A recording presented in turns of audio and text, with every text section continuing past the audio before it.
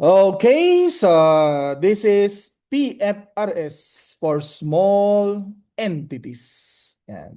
So as discussed previously, ito ulit yung financial reporting frameworks.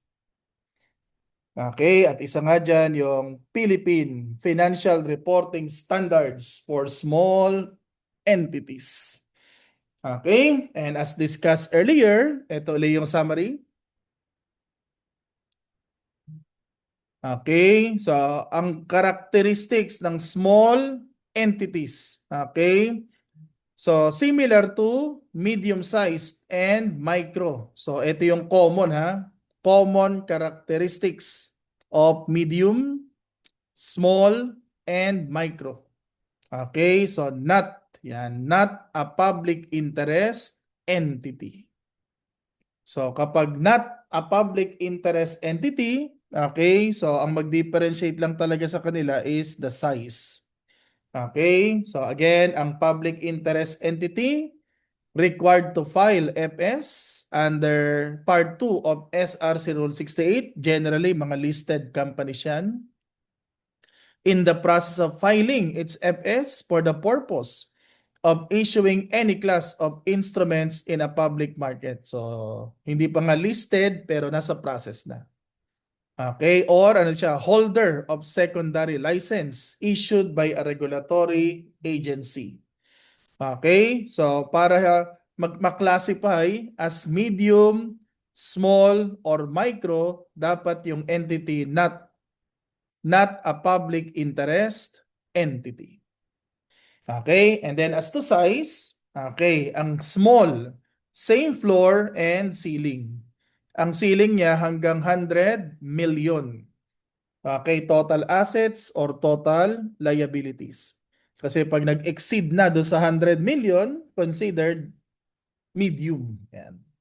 Then yung floor is 3 million. Okay, so pag below 3 million na yung assets or liabilities, micro na yan. Okay, at yun nga kapag small entity as defined, mandatory ang PFRS for SEs. Yan, small entities. So by the way, earlier, meron tayong na omit.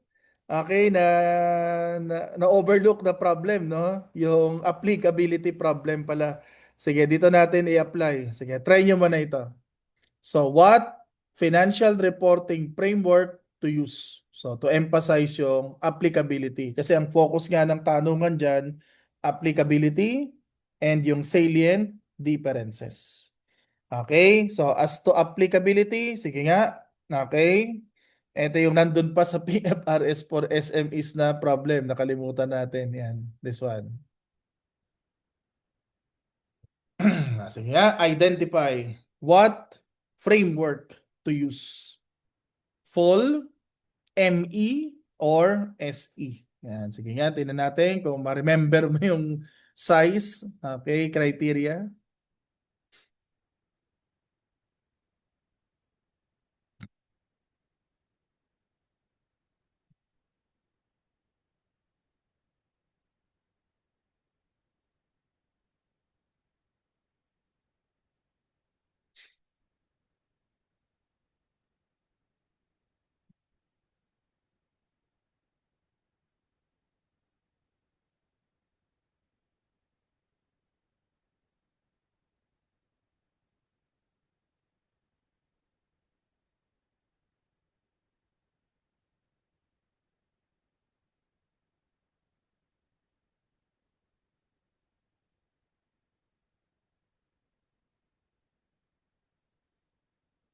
Okay, so let's check.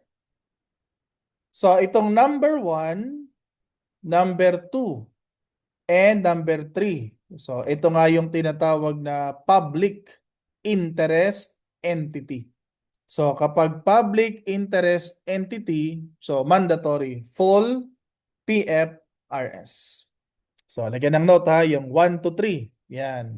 Public interest entity yan. So kaya mandatory ang full PFRS. Okay, the rest, mga non-public interest. So kapag non-public interest entity, yan, the size matters. Yan. So dahil yung number 4 ay more than 350 million ang kanyang total assets, considered large. So pag large, full PFRS. Okay, so pag liabilities naman at more than 250 million, so large din. So ang large yan ang ceiling niya.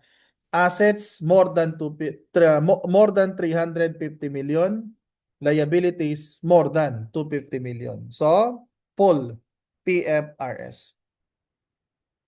6, hindi lumampas ng 350 million, considered medium. So medium, okay, ME. Yan.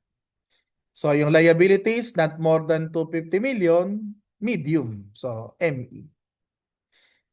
Okay, so number 8. So total assets hindi lumampas ng 100 million, so small. So SE. So ganun din yung number 9. So same yung okay ceiling for assets and liabilities kapag okay small entity. Okay, so not more than 100 million. Kasi pag nag more than na, yun na yung floor para sa medium. Okay? Then, okay, yung floor ng SE, 3 million. Kaya kung below na, mas mababa na sa 3 million, micro na yan. Pero as noted already, pag micro, pwede naman gumamit din ng SE. Okay, so SE din. So para hindi na mahirapang mag-transition later.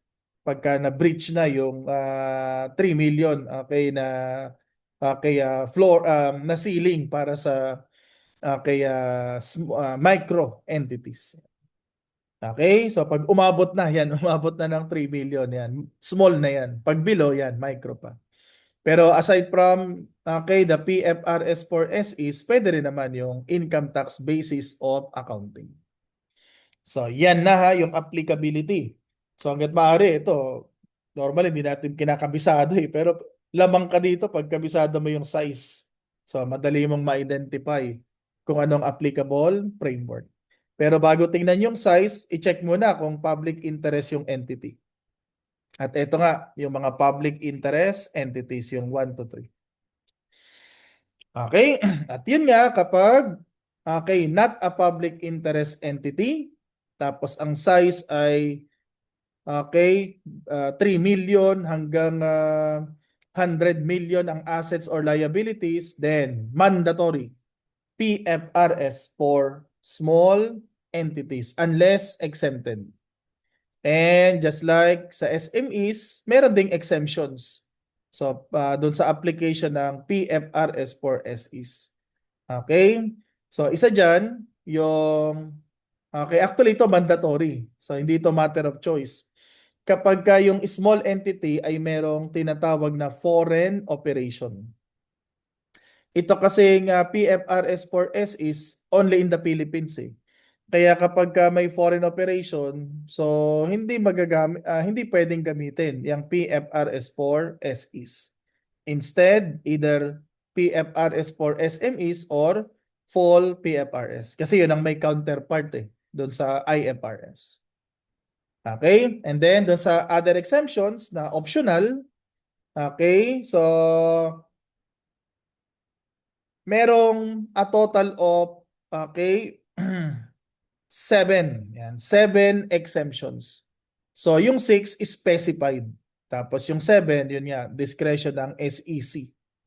Okay? At ano yung mga specified exemptions na yan? Similar actually.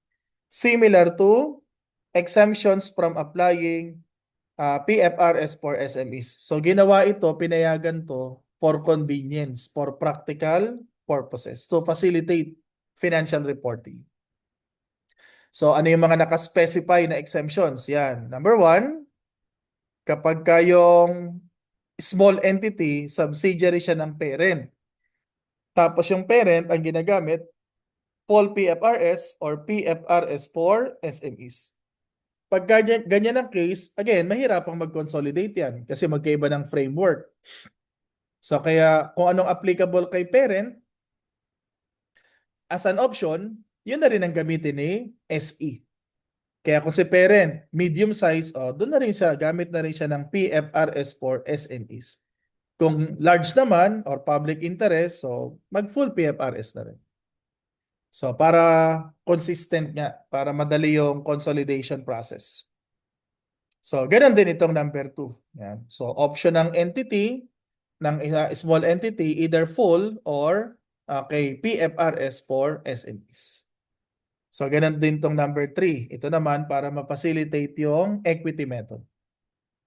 Okay, so ganun din to, yung parang concept dun sa number 2. Okay, so ito naman merong short-term projection that show it will breach the quantitative thresholds set in the criteria for an SE. So merong projection na mabibreach yung 100 million. So kaya pwedeng from SE maging medium na. Or baka mamaya nagkaroon ng malaking projects yan. O baka biglang maganda na. Okay, large na agad. Okay, tumalon na naging medium. Okay? So, pagka merong short-term projection na mabibreach yung threshold na yon, and the breach, again, is significant and continuing. Ilang percent nga uli ang significant? 20% or more. Pero, lagyan ng note, kanina sa SME, ang basis niyan, either assets or liabilities eh. Pero kay SE, total assets lang ang basis. Consolidated total assets. So pagka nag-exceed at least 20% yung breach. And dapat continuing din. So kasi kung babalik ka kung hindi naman continuing, so okay, SE pa rin siya. Pero pag ganyan ang case para hindi na mahirapan mag-transition, ngayon pa lang gumamit na ng applicable framework. Okay, so either PFRS for SMEs or full PFRS. Okay, and yung number 6, yun nga. Okay, currently ME siya, nag-decide ng mag-liquidate. Tuloy niya na lang yung PFRS for SMEs. O kaya large entity nag-decide mag-liquidate, ituloy niya na lang yung full PFRS. Okay? So again, yung mga exemptions na yan, pinapayagan yan. So option na ng entity, gamitin yung SE or other frameworks para kaya for convenience nga, for practical purposes. Okay? Now, in relation to the standard, okay, so saan ba galing itong PFRS for SEs? So, of course, kailangan may panggalingan yan eh. So, hindi lang pwedeng from scratch yan. So, galing siya actually dito sa PFRS for SMEs. So, again, yung full IFRS, inadapt natin as full PFRS, considered complicated. Napaka-technical. Ang hirap intindihin talaga ng mga provisions niyan. Kaya dinevelop ni IASB yung IFRS for SMEs with two objectives. Simplify, minimize. Okay? Pero pagdating sa Pilipinas, yung sinasabing simplified na yan, masyado ano pa rin. Okay? Hindi pala simplified, less complicated lang. So napansin ng ACPAP, yung Association of CPAs in Public Practice, na nahihirapan pa rin i-apply ng mga small entities yung mga provisions na yan. Kaya si ACPAP, okay, siya actually nag-develop niyan ng PFRS for SEs. So, in-endorse sa FSRSC, so inadapt naman ng FSRSC. Tapos later, inadapt naman ng SEC. So this is part actually nung ease of doing business initiatives ng SEC. Kasi may lunga dyan, di ba? Yung ease of doing business. So para makapag-comply itong mga small entities without undue cost or burden, yan. So, inadapt ng SEC as part of the financial reporting framework, yung PFRS for small entities. And, since galing nga siya sa PFRS for SMEs na considered na simplified na, so more simplified itong PFRS for SEs. At paano na simplify? This one. So, binawasan pa yung choices. Mahirap kasi may mga choices for accounting treatment. Okay? So, pagka nireduce yung options na yan, mayroong simplified approach na pinapayagan ang standard. Yung mga topics na hindi relevant, so further eliminated. Okay, so ito marami to. Sinimplify yung pag-recognize and measurement. Then further reduce yung disclosure requirements. So actually, napansin ko diyan, yung PFR, yung naging starting point nga ng PFRS 4S is yung SMEs. So ang ginawa diyan nung ACPAP, okay? So kinonsider nila yung yung mga dating GAAP, yung SPAS. So marami diyan in-incorporate doon. So kasi nga maganda doon sa SPAS dati, detailed very detailed yung standard na yun. Rules-based actually. Okay? So, ito yung development. So again, dinevelop to further simplify financial reporting. So para makapag-comply without undue cost or burden. Okay? At ito na yung structure. Okay, so kung ang PFRS for SMEs ay 35 sections, ang SE ano lang, 29. So 29 sections lang. Why? Kasi merong sections na kinumbay na. In particular, yung section 3 to section 8. So isang section na lang dito, financial statements. Presentation. Okay? Tapos yung mga hindi na nga relevant, tinanggal na. In particular, ito yon. Okay, yung section 31 on hyperinflation. Kasi nga naman, hindi naman hyperinflationary economy ang Philippines. At wag naman sana. Okay, applicable lang kasi ang section 31 pag ang entity nag-ooperate in a hyperinflationary economy. And the Philippines currently is not hyperinflationary. Okay? Kasi yung hyperinflation, pwede lang ma-encounter yan kapag may foreign operation. Tapos yung foreign operation na yon nag-ooperate doon sa country na may hyperinflation. Okay? So, pagka may ganong foreign operation, hindi na actually applicable ang PFRS for SEs. So, either medium na yan or yung sa full PFRS. Then, also eliminated exploration for and evaluation of mineral resources. Kasi pag engage dyan, ang entity, unlikely siyang small. Ganon din yung service, concession, arrangements. So, kaya yung portion na yan ng Section 34 tsaka yung Section 31 nawala. Tapos kinumbine yung other sections, kaya yun, na-reduce from 35 to 29. Tapos yan, bawat section may topic. Now, in the LMS material, meron akong pinrovide doon na summary ng significant differences. Tapos, meron ding section by section summary. And in each section, naka-highlight yung differences. Kasi nga, again, ang focus ulit dito, applicability and salient differences. Okay? So, yun ang gawin natin ha. So, i-highlight natin ngayon yung significant, yung salient differences. So, i-try nyo yung problem number 1. So, i-identify mo siya. Kaninong provision ba yan? Full PFRS only? PFRS for SMEs only? Or PFRS for SEs only? So, sige, i-try nyo muna yan. Yung 30 items na yan. Sige, identify. So, yan na yung mga peculiarities. So, yun bang ano lang, okay, applicable lang sa particular framework. Okay, try problem 1.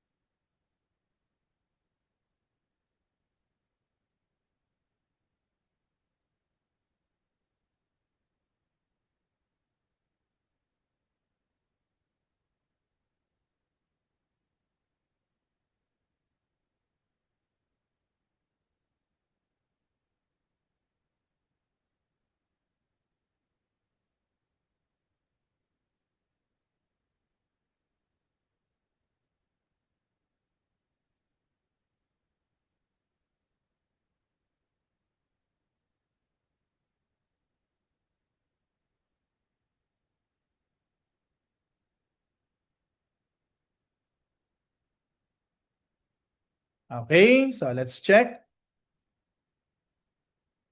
Okay, so peculiar to full PFRS o yung provision ba na yan, full PFRS, PFRS for SMEs, or PFRS for SEs. Yan. Okay, so yan na. Dito makikita na natin yung salient differences. Yun bang provisions na dun mo lang makikita sa framework na yun. So yung number 1 hanggang number 10, yan, full PFRS.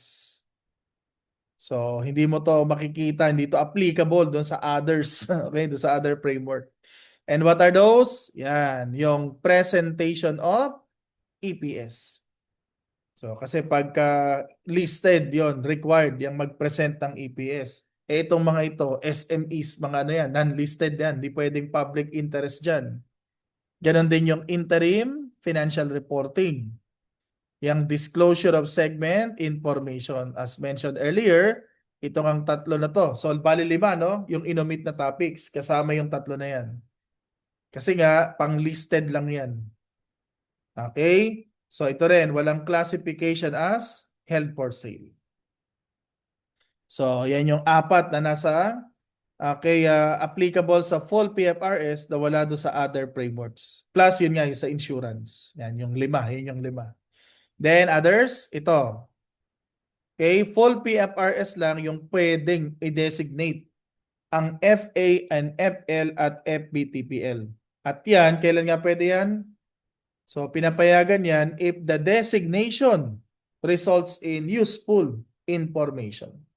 So that is mai-eliminate. Kung hindi man ma-eliminate, ma-minimize yung accounting mismatch. So nagkaka-mismatch kasi magkaiba nga ng measurement. So yan, pang ano lang yan, full PFRS. Ganon din itong number 6. Okay, so yung subsequently measured at fair value through OCI. As noted earlier, ang SME, 4 lang ang OCIs. Ang SE actually walang OCI. So kaya hindi applicable sa SE ang NSME ang fair value through OCI. So ito pang full PFRS lang din. So yung capitalization ng development cost. So yung pag-recognize ng internally generated intangible assets. So wala yan sa other frameworks. Okay, so ganun din ito. Hindi ina-amortize kapag indefinite ang life. So ito rin yung paggamit ng revaluation model for intangible assets. Kasi ang SME, pwede siyang gumamit ng revaluation model pero PPE only. And then yung borrowing cost. Okay, yung dalawang frameworks, expense lang yan. So expense pareho yung borrowing cost. Bawal mag-capitalized. So kaya yung 1 to 10, di ba nga complicated itong full PFRS yan. Ma-encounter natin yung mga topics na yan na kung sana ang entity ay medium o kaya small, hindi applicable lahat yan. Okay? So kaya nga parang pag binasa mo na later yung SE, parang gustuin mo na lang lahat sana SE na lang kasi simplified yung accounting. Pero yun nga ha, pag silent, anong gagamitin? Full PFRS. At yan, ma-encounter natin lahat yan kapag full PFRS. Okay, now, yung pang SME naman, yung medium lang, hindi applicable sa full. Hindi rin pwede sa SE. Ito naman yon. Yung number 11 to 15. Yan. So, peculiar yan. So, ibig sabihin, exclusive. Yan. So, si SME lang, PFRS for SMEs lang, meron yan. Okay? So, wala yung iba. Yan. Ano yung mga yan? Yon, yung as noted earlier, yung nakapresent separately. Yung investment property na naka-cost model doon sa investment property na naka-FBTPL. So, walang ganyan, okay, sa other frameworks. Ganon din yung biological assets. Kasi itong dalawa, driven by circumstances yung measurement. So, pag available, naka-fair value. Pag hindi available, cost model. So, pero kung okay, meron niyang measure at cost, meron measure at fair value model, dapat naka-present separately. Okay? So ito yung option na yung actuarial gains and losses pwede sa OCI, pwede sa P&L. Siya lang ang may ganyang option. Medium size lang. Okay? So yan yung investment property driven by circumstances. So actually later makita natin si SE kasi policy option. So parang full PFRS and SE pareho sila. Yung measurement matter of policy.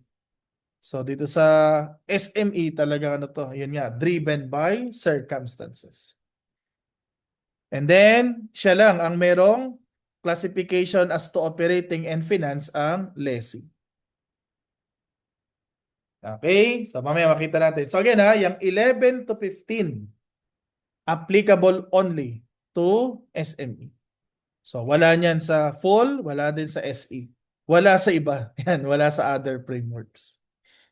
Okay? And then, okay, yung number 16 hanggang number 30, ito naman yan. Unique, peculiar to SE. Si SE lang meron yan. Yan, wala sa iba yan. So, yun ang ibig sabihin yan. Okay? At ano yan? Tingnan nga natin. Yung mga peculiar. Okay? So, provisions na CPFRS for SE lang ang meron. So, wala yung iba. Okay. So, yung number 16, no line items specified in the statement of financial position. So dito, bahala na yung entity kung anong gusto niyang ilagay. So judgment, okay, ng entity yung line item. Okay, so pero syempre ang core principle, provide line items if it will be useful to the users. So although ang PAACPAP nag-release ng illustrative FS. So yun, pwedeng gamitin yun as guide. Pero hindi yun mandatory. So walang prescribed line item. Unlike the other two frameworks na kailangan may pine-present. Pag material, dapat makita sa face ng statement of financial position. Okay? So 17, yan. Ang SE wala siyang OCI. Lahat ng income and expenses niya, P&L only. At dahil doon, hindi applicable sa kanya ang Statement of Comprehensive Income. So, ang tawag lang, income statement. Yan, yung traditional na income statement. So, walang OCI. Okay? Ito rin, yung 19. Siya lang ang pwedeng gumamit ng equity method. So, for subsidiaries. Kasi pag subsidiary, mandatory yan consolidation. Pero kay SE, either conso or equity method. Yan. So, matter of ano siya, policy. Okay, another unique item, yan, yung prior period adjustments. Normally yan, pinapa-adjust yan retro. Inire-restate yung previous period. Pero sa SE, pwedeng i-capture na lang sa beginning balance. So, adjustment to the beginning balance of retained earnings and other accounts. Kesa i-restate yung previous periods. So, walang ibig sabihin tong 20, walang restatement. So, instead, just capture the adjustment sa opening balances. Okay, so 21. Kapag traded ang shares, ang measurement hindi fair value, lower of cost or fair value. So, yan yung dating nasa SPAS on investments Dati conservative. Pag lower ang cost, cost. Pag lower ang fair value, fair value. Ang ibig sabihin nun, meron lang loss, walang gain. Okay, so ayan pagka traded, naka-lower of cost siya or fair value. Siyempre, kung hindi traded, cost less impairment. Okay, so yung 22, instead na net realizable value, market value, kino-compare yung cost. At yung market value dinefine as probable selling price to willing buyers. Okay, so since wala ngang OCI, ang SE, paano yung measurement ng PPE? Cost model lang ba? Hindi. Pwede naman fair value. Para na siyang investment property. So since hindi applicable yung revaluation model, walang OCI ang SE, so ang PPE, matter of policy, pwedeng cost model or fair value model. Similar to investment property. Yan, similar na sila. Okay? 24, walang concept ng finance lease si SE. Lahat ng leases ni SE, okay, parang operating. So, kaya yung lessor, yung collection, rent income. Yung payments, rent expense naman ng lessee. So, si lessor, okay, rent income. Okay? So, si lessee, rent expense. So, walang right of use asset. Yan, walang ganyan. Okay, so operating lease only. So, no concept of finance lease. So, basta yung income and expense recognition, accrual basis. So, pag income na, i-recognize na when earned. Pagka naman expense when incurred. Okay, so walang finance lease. Wala ding accounting for onerous contracts. So, wala yung accounting for purchase, commitment, liability. Yan. So, pagka onerous na yung contract, nag-recognize na ng provision. So, hindi applicable. Okay? So, yung equity settled share-based payment. Since SE nga yan, usually hindi available yung fair value niya. Walang quoted price eh. Kaya ang pinapagamit, instead na fair value, net asset value, which is basically book value. Okay, so again since wala naman usually quoted price, okay, so yung mga equity settled share-based payment na yan, so pwedeng ang pinagamit, net asset value. Assets minus liabilities, net. Divide by number of shares, yun yung per share. Okay, so 27, for defined benefit plans. So ang ginagamit, accrual approach. Okay, then ang basis, RA 7641, yung retirement pay law, mayroon kasing minimum doon na requirement. Or company policy, superior than RA 7641. So use accrual basis. Okay, so 28, ayun, pwedeng current tax na lang. As an option, wag nang mag-recognize ng deferred tax on temporary differences. So, complicated nga kasi yan. So, pero choice lang naman. Eh, kung gusto ng entity may deferred tax, okay lang. So, pwede mag-recognize, pwede hindi. Okay? So, 29, yung biological assets, parang investment property. Okay, may choice. Ano pala siya? Hindi siya driven by circumstances. Yan. So, may choice. Pwedeng cost model or current market price model depending on policy choice made by the entity. So, dito, yung measurement ng biological assets, hindi siya dependent doon sa circumstances. So, pagka ang policy, cost. Pag ang policy, current market price, current market price. So, yung choice dyan, matter of policy. Hindi katulad sa other frameworks, driven by circumstances. And then, number 30, yung non-monetary, non-cash grant. So, kanina sa SME, fair value ang required. So, doon naman sa full PFRS, either fair value or nominal. So, dito, ang options, either i-recognize or not recognize. Okay? So, yan. So, pwedeng i-recognize, pwedeng hindi. So, iba yung not recognize sa nominal yung amount. Yan. So, kay SE kasi kay IAS 20 kasi nominal amount or fair value. So, si SE, ayan. Recognize or not recognize? Yun. Matter of policy. Okay, so ayan na, sinamarize natin yung significant Siyempre, hindi yan hindi exhaustive yung list na yan. Meron pang others yan. So, yun nga sa ating LMS material, ginawan ko na ng summary doon. So, again, itong number 1 to number 10, full PFRS peculiarities. 11 to 15, SMEs. The rest, SEs. Okay? So, pero ito, unlike yung sa PFRS for SMEs, since relatively new lang to, nung 2019 lang naman to naging effective.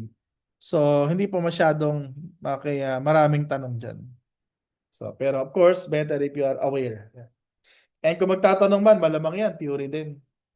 Okay? So, pero maganda na rin, may example tayo ng problems para mas ma-highlight.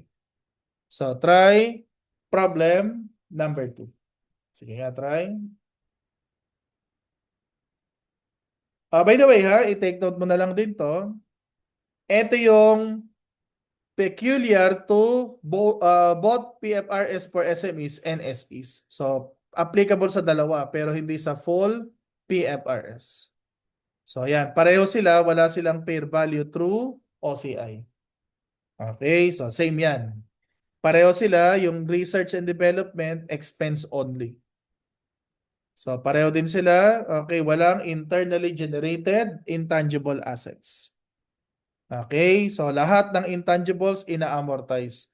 10 years maximum if life cannot be estimated reliably. Okay? So, ito i-review lang kapag merong change. Okay, ito bawal. Bawal i-capitalize ang borrowing cost. And then, yung most recent purchase price, okay, mention technique na siya. Okay, doon sa dalawang frameworks. So, yung 1 to 7, wala doon sa full PFRS. So, applicable both to the other frameworks. Okay? Now, regarding financial assets and liabilities, basic. Okay, financial assets and liabilities. So, pareho itong si SE tsaka si SME, transaction price ang ginagamit, including transaction cost. Okay? So, ang full PFRS, instead of transaction cost, fair value. Usually naman, same lang ito, yung transaction price and fair value. Kaya lang, if not the same, doon papasok nga yung concept ng day one gain or loss. So, mag-recognize ng gain or loss doon sa difference. Okay?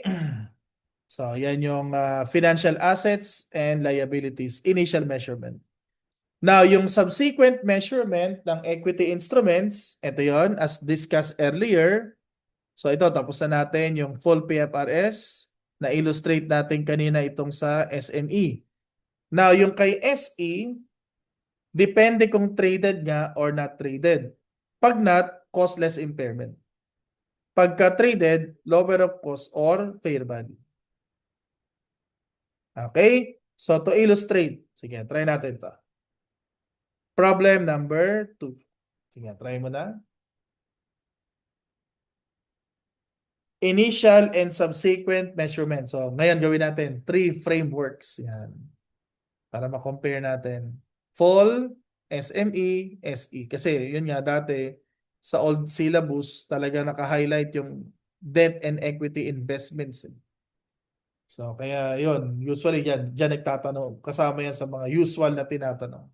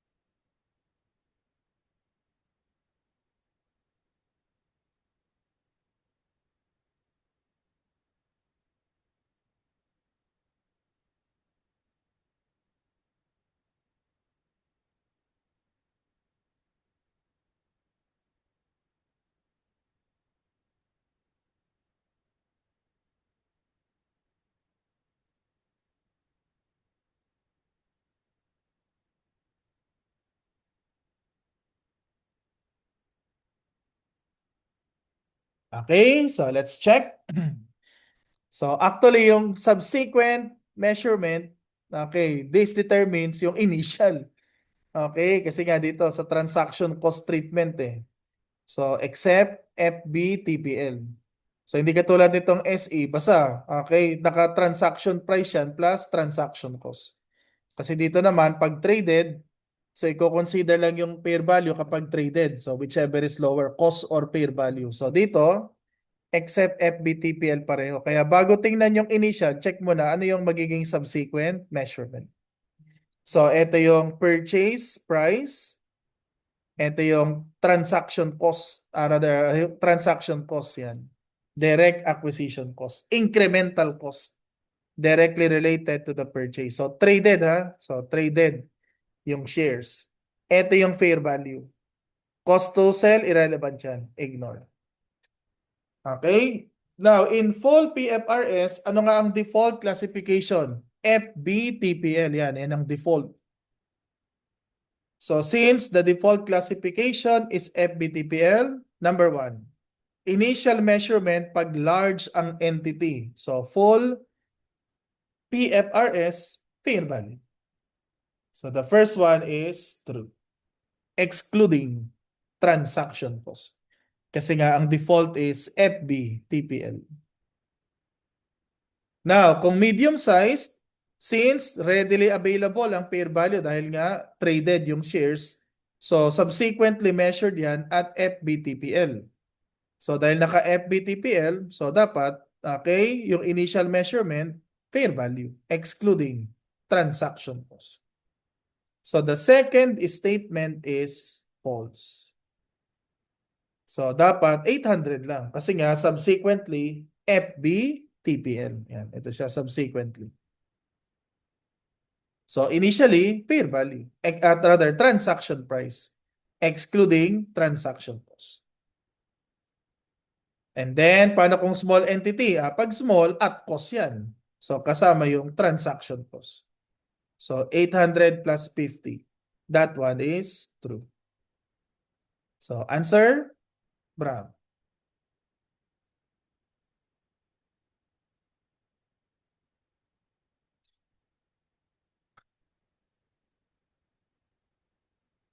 Okay, so yung subsequent measurement.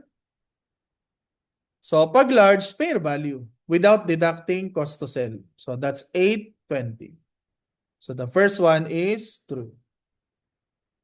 Okay, for medium size, again, basta may available na fair value, fair value. So dahil readily available at fair value, that's 820. So the second statement is false. So mali yung 800. So dapat yan, okay, 820. So dapat at fair value since readily available.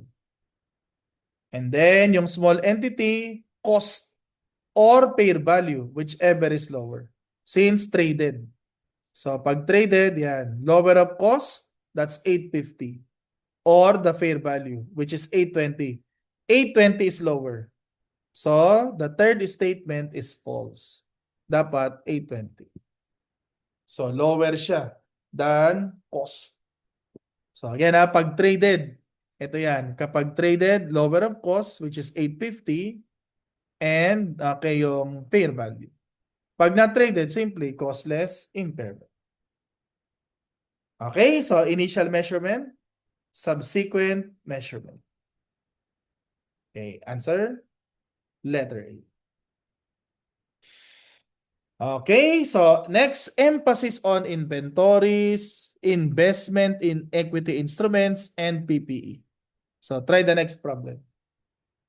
Okay, sige nga, try. Get the total assets. Of course, walang problem yung cash and receivables. So, ang problem dyan yung inventories, investment in shares, and PPE. Sige, try muna natin.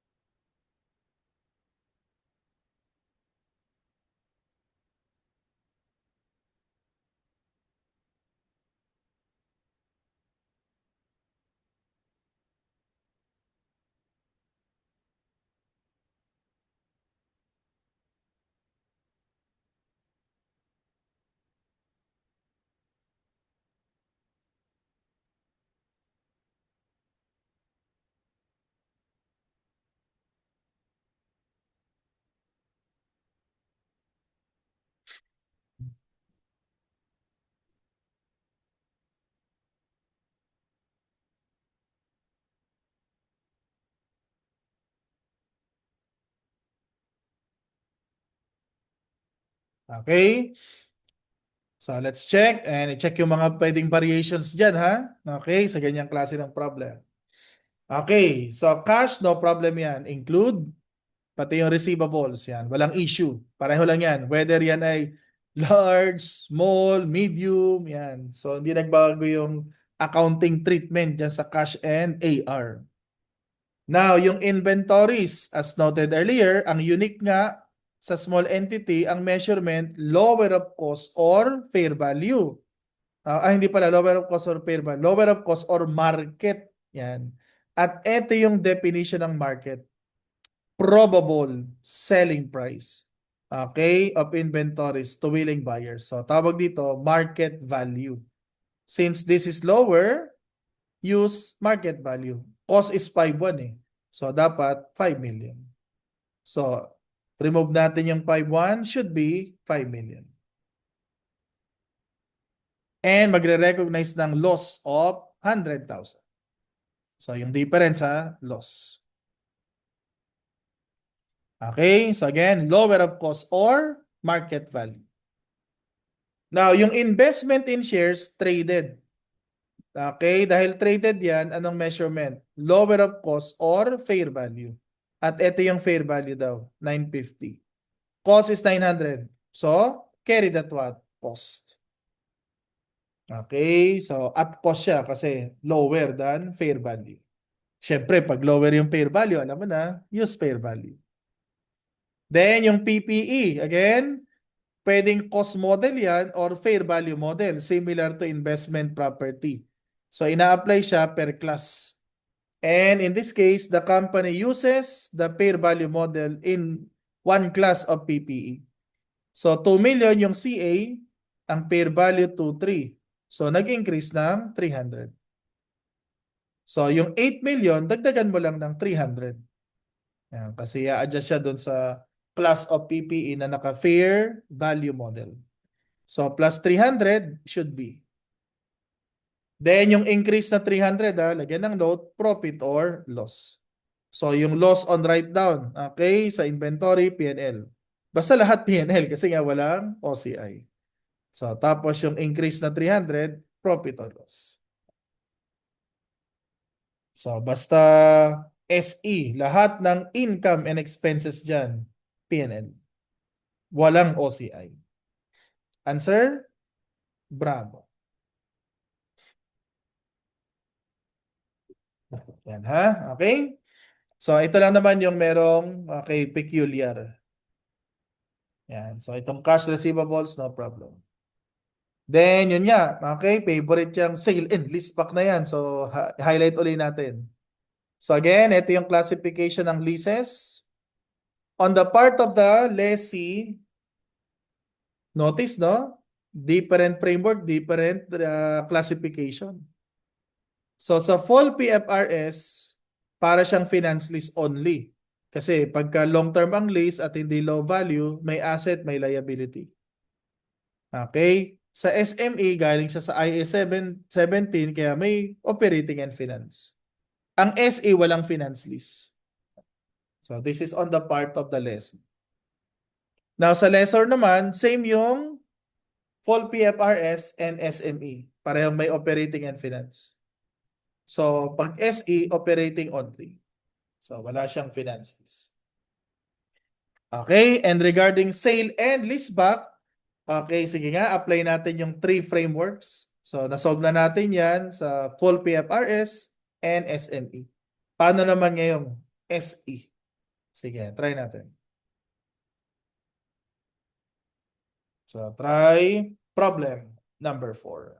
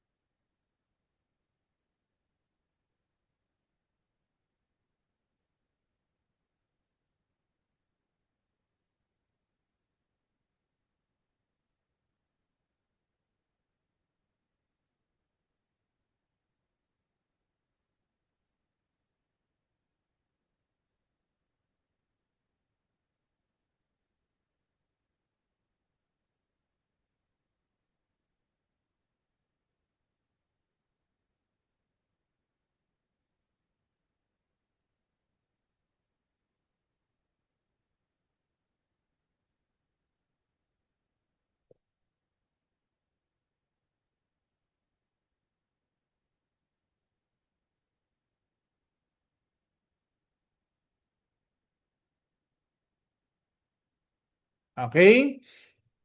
So, using PFRS 16. So, full PFRS. Again, yung sale and leaseback, check mo na kung yung sale nag-qualify, yung transfer nag-qualify as sale under PFRS 15. Kung yes, yung portion transferred treated as what? Gain or loss. So, in this case, kapag silent ang assumption, yung transfer nag-qualify as sale. Okay? Kaya itong asset number 1, proceeds minus the CA, gain 500,000. Since yung percent ng LP over dun sa list price ay 80%, yan yung portion retained. Kasi pagka PFRS 16, since long term yung lease, pagbenta niyan, tatanggalin yung underlying asset. Pero pag leaseback niyan, i-recognize yung right of use asset and lease liability. Kaya effectively, mayroong portion retained. Ito yon. So, ang gain lang dyan, yung transferred. So, sa asset 1, ang na-transfer, 20%. So, kaya proceeds minus the CA times 20%. Kay asset 2 naman, 1 million minus 550, ang na-transfer, 60%. So, ito 80% retained, okay, 20% transferred. 40% retained, 60% transferred. So yan, kung ang gagamitin or if the entity is what? Large and or public interest. PFRS 16. At syempre, ang gagamitin kapag silent. Yan. Okay? Now, as noted earlier, pag SME, check mo na kung ano yung related lease, operating or finance. Yung asset 1, dahil nga finance lease yan, yung gain dyan, deferred. Yan. Deferred gain. Then yung asset 2, walang sign na finance lease operating. So yung gain recognized immediately. Okay, so the second statement is true. Then, okay, sa part naman ng SE, since wala ngang concept ng finance lease, then any gain or loss dyan, recognized immediately. So, asset 1, 600 less 100. Income agad yan. Okay, kasi nga si SE walang finance lease. Then, asset number 2. Okay, total. So, answer, the third statement is true. So, the answer?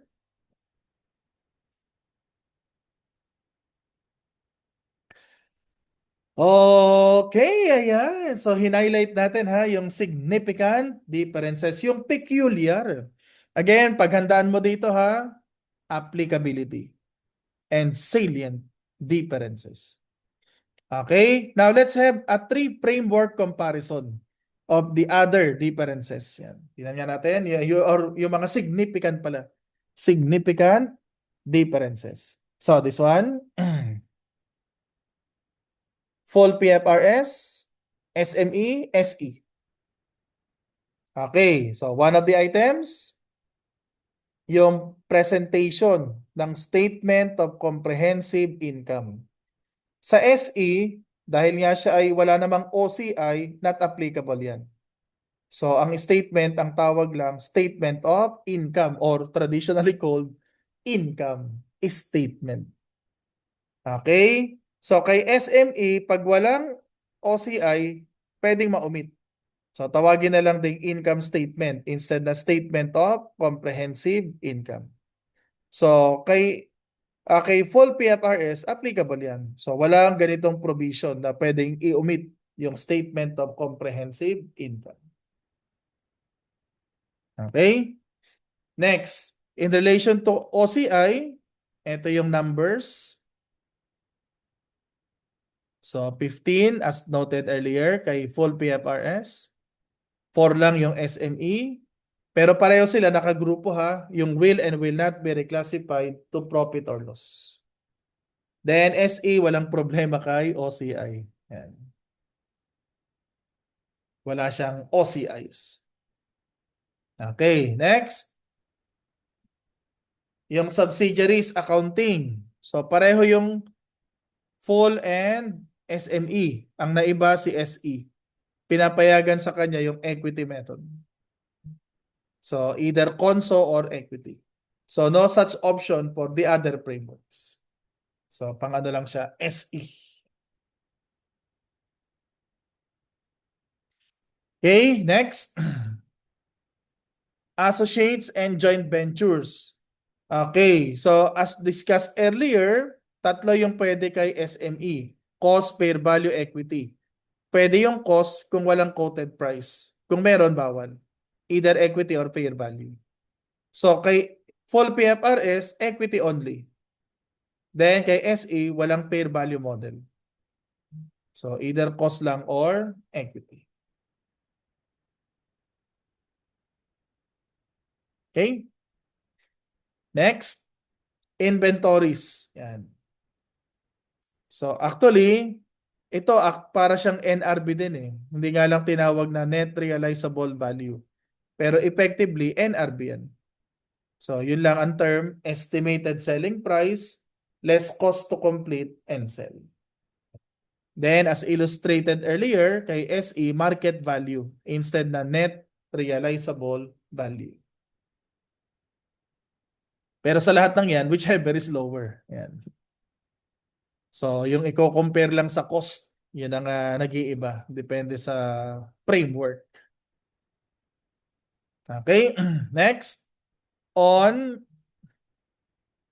investment property, yung subsequent measurement. Okay, pareho yung full PFRS and SE. The choice is matter of policy. Ang naiba lang si SME. So, kay SME, depende sa circumstances yung measurement. Available ba ang fair value? Yes, fair value. Not available? Cost model. So, in other frameworks, matter of choice. Policy matter.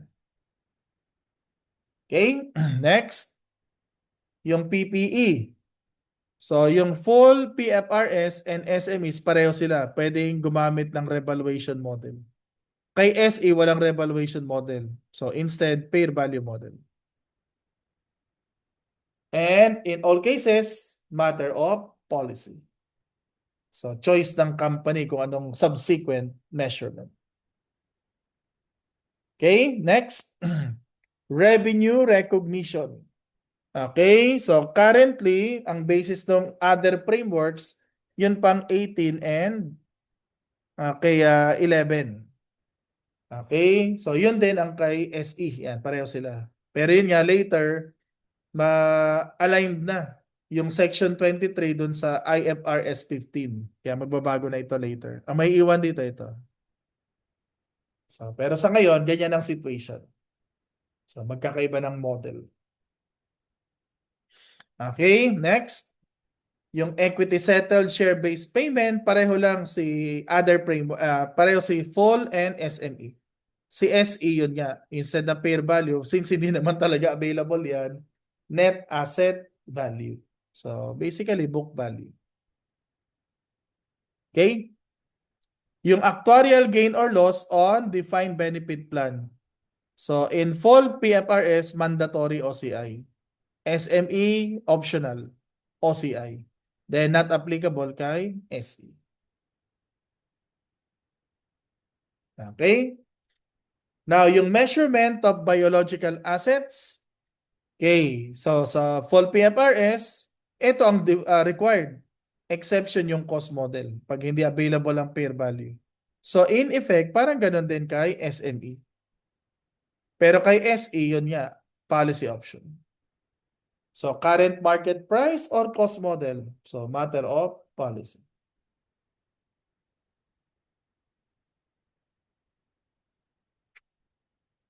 Okay? So yan ang and then yung sa non-monetary government grants. So nagkaiba sila sa measurement. So kanina yung in-illustrate natin si SME fair value lang. Hindi pwedeng nominal amount. Okay? So kay SE ang option niya either fair value or wag na lang i-recognize. So iba yung nominal amount dun sa hindi na lang i-recognize. So dito fair value or nominal. Dito, fair value only. Dito, fair value or simply not recognized.